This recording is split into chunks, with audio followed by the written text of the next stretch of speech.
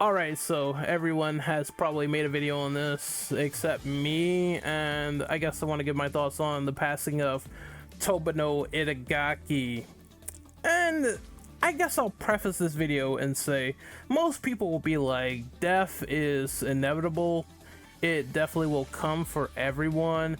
It is a shock when it comes for someone that we had a lot of admiration and idolization towards in any sort of like industry, any media mogul that does a lot of hard-earned creative freedom and expressing themselves through their work, and us as fans being compassionate about what they do, whether it's their design philosophies or whether it's how they coordinate an IP and they make it very, very well and is very, very good, and it inspires people to also make games in their own vein as well. I'm sure there's going to be people that are super inspired by how Tomonobu Itagaki created these hard difficulty games, these games that wouldn't let up no matter the odds. And I feel bad for a lot of the people that passed away this week in the media mogul landscape. You know, you had D'Angelo, who created the beautiful May I Stand Unshaken in Red Dead Redemption 2. You had someone from Kiss, I think, pass away this week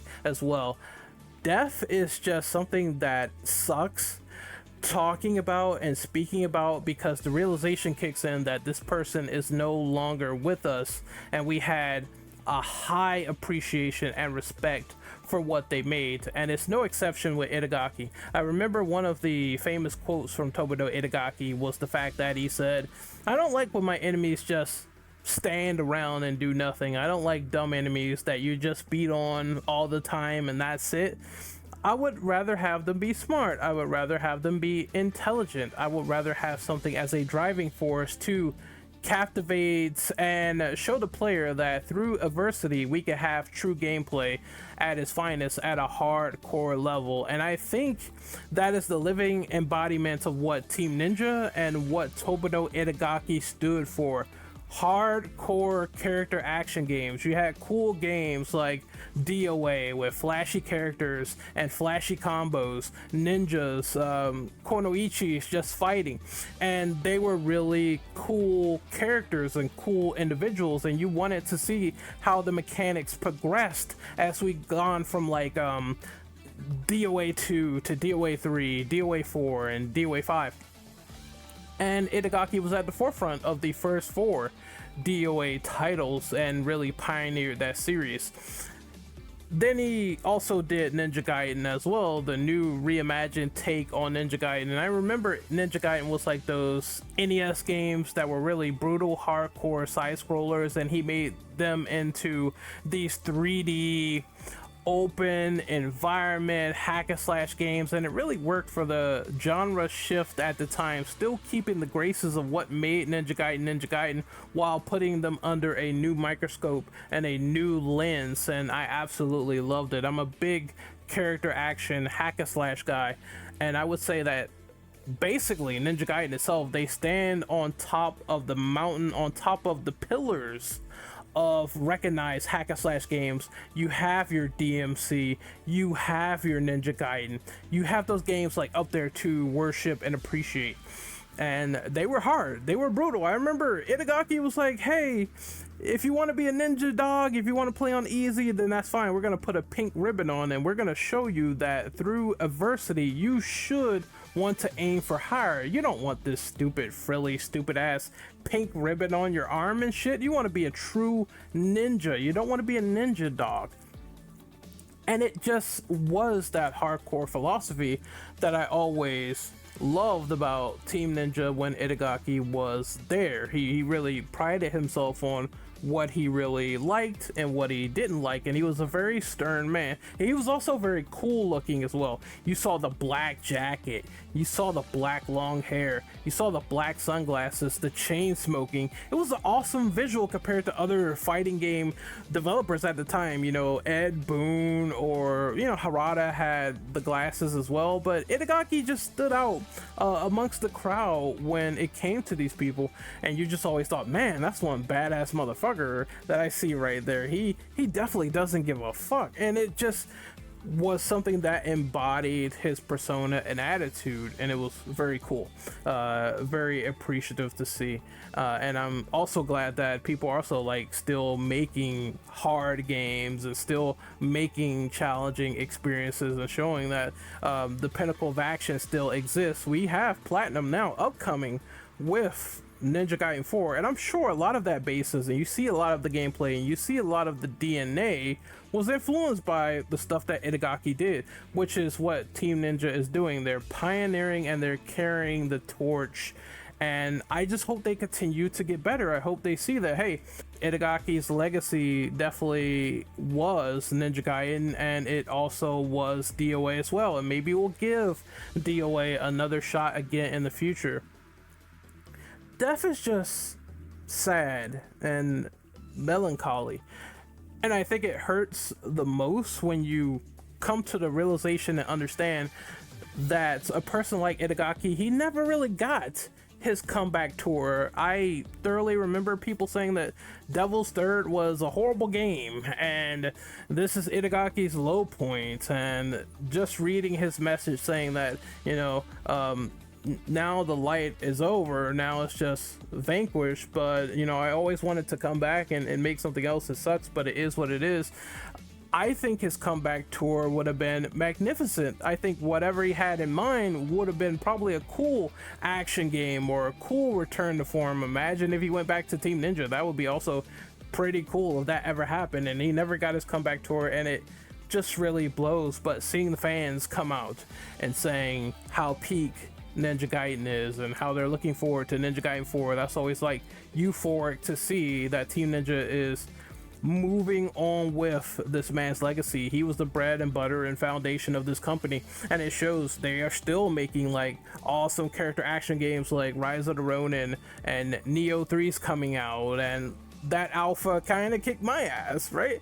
And it's just something to really appreciate and say it's magnificent. And no matter what candle burns out, he's always going to be the soul of Team Ninja through and through. And I'm glad they made that post saying they want to carry forth in his honor, and they've been doing that so far, and it's just really awe-inspiring. It makes you want to swell up. It makes you want to say, hey, this studio's awesome. I always loved Koei Tecmo. I found them to be one of the game developers that are heavily underrated these days in terms of what they're doing now.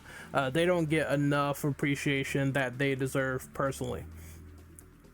There's also some stuff that's kind of weird as well, where there's a certain burst of people coming out and talking about Dead or Alive and how much they appreciated it and enjoyed it, but you also have the side of the FGC where Dead or Alive wasn't really that super popular compared to a Tekken or a Street Fighter or a Mortal Kombat. It was never up there in popularity in terms of the big three, but I know there was a lot of people, tons of people, that appreciated most of those entries. And again, like I said, you had the cool characters, the Konoichis, the ninjas all fighting each other, doing these insane feats, the rock paper scissors of the hold system where you punch someone, you might get grabbed, you might get thrown.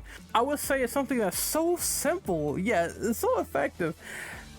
And DOA getting its flowers now on social media is something I honestly thought I wouldn't see in like a million years. I always thought that DOA was going to get buried no matter what, especially since DOA 6 came out. And it was also awe-inspiring to see Itagaki say they could eventually come back from this in the right mindset, with the right mentality, with the right mind. He was always pushing forward even when he wasn't at Team Ninja anymore, being proud of his colleagues, and that's a sight to see. You know, usually when most people leave companies, there's bad blood and there's animosity, but in this, I'm glad that he gave his proper respect to the team, and they felt the same way to him.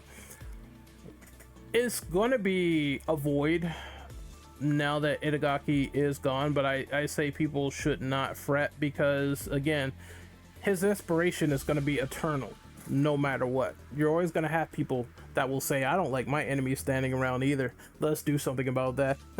You know, some of these Tekken games suck. Let's do something about that. Let's make something innovative, interesting, and cool, and let's have our own little spin on it.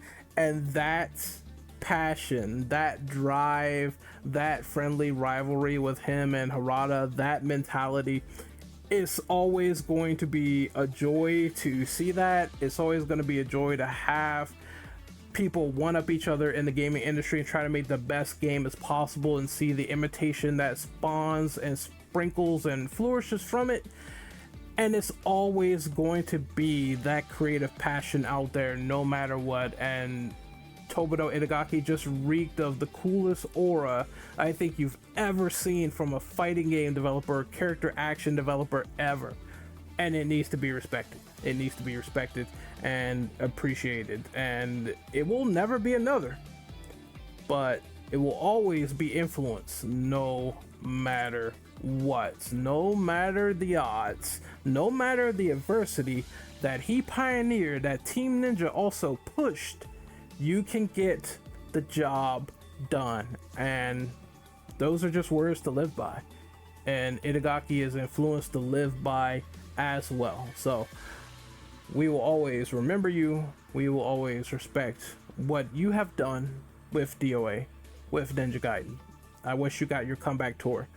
May you rest in sincere and honest peace. May you find a world, an existence that is far better than this one, free of any sort of worry about I'm ill or things of that nature. Just free of what people said about Devil's Third on the internet, and you may have been disheartened. I hope you find peace, and I'm very glad that you made one of the finest character action companies, and you were behind them as much as you possibly could be with Team Ninja. Rest in peace, Tomonobu Itagaki. We will give a moment of silence.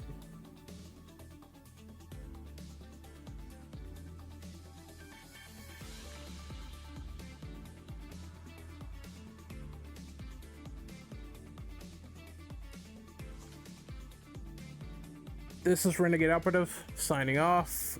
Hopefully, let's see what we can do in the comment section. Share your favorite memories of DOA or Ninja Gaiden, or just how you feel about the situation, and I will try to get back at you with my earliest convenience with a comment. I'm gonna be a bit busy, but let me know what you think in the comment section below about the legacy and the impact and the influence of Tomonobu Itagaki, and I will see you guys next time. Later.